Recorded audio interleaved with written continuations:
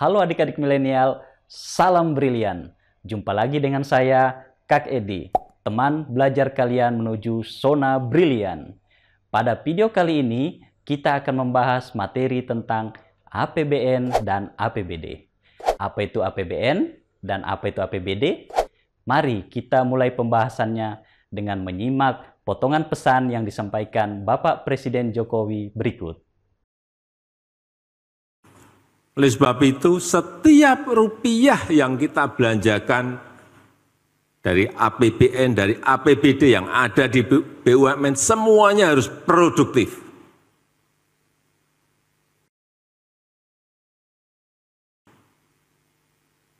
Karena memang cari uangnya sangat sulit. Baik itu lewat pajak, PNBP, royalti, dividen, tidak mudah. Sekarang ini tidak mudah.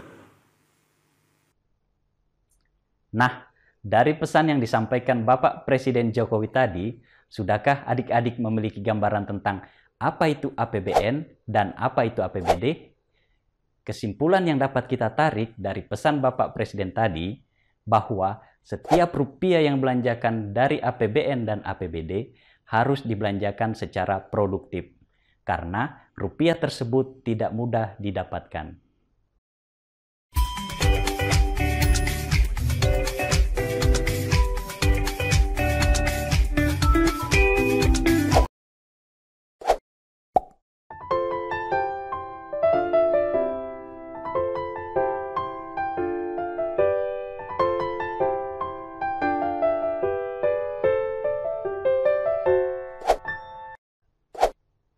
Adik-adik milenial, dalam Undang-Undang Republik Indonesia Nomor 28 Tahun 2022 tentang APBN tahun anggaran 2023 disebutkan bahwa APBN atau Anggaran Pendapatan dan Belanja Negara adalah rencana keuangan tahunan pemerintah negara yang disetujui oleh Dewan Perwakilan Rakyat.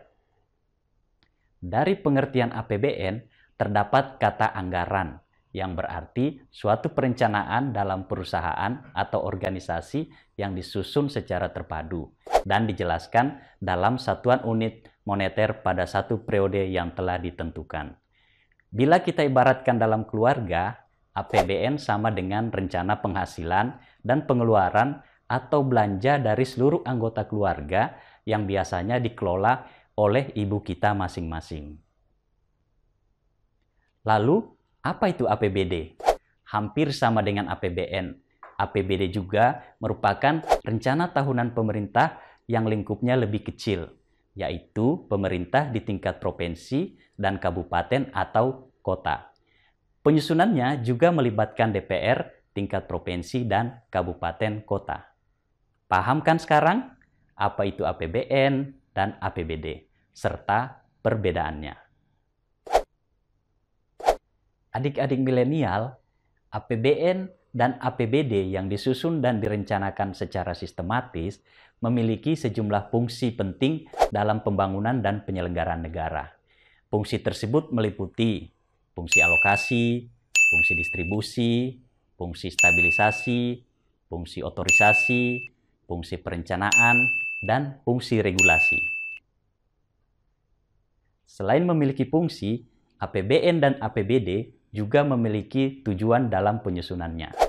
Tujuan tersebut meliputi, pertama, sebagai pedoman penerimaan dan pengeluaran negara atau daerah dalam melaksanakan tugas kenegaraan. Kedua, meningkatkan transparansi dan pertanggungjawaban pemerintah kepada DPR dan masyarakat luas. Ketiga, meningkatkan koordinasi antar bagian dalam lingkungan pemerintah.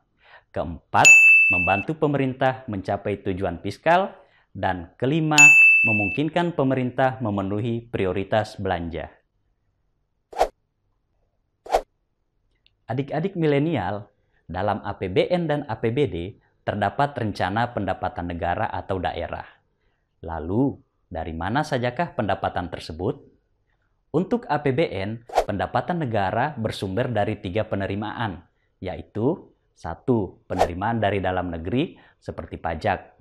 2. Penerimaan dari luar negeri seperti pinjaman dari Bank Dunia. Dan ketiga, hibah seperti bantuan dari lembaga atau perusahaan yang ada dalam negeri atau luar negeri. Sedangkan untuk APBD, pendapatan diperoleh dari 3 penerimaan, yaitu pendapatan asli daerah seperti retribusi daerah.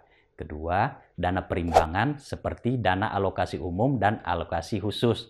Ketiga, pendapatan lain yang sah seperti dana hibah dan dana darurat. Adik-adik milenial, secara garis besar, APBN diperuntukkan bagi belanja pemerintah pusat dan belanja pemerintah daerah.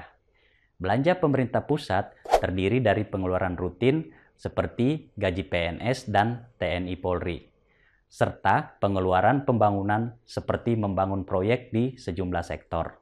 Sedangkan belanja pemerintah daerah meliputi dana perimbangan berupa dana alokasi umum dan alokasi khusus, serta dana otonomi khusus. Lalu, untuk pembelanjaan APBD digunakan untuk apa saja?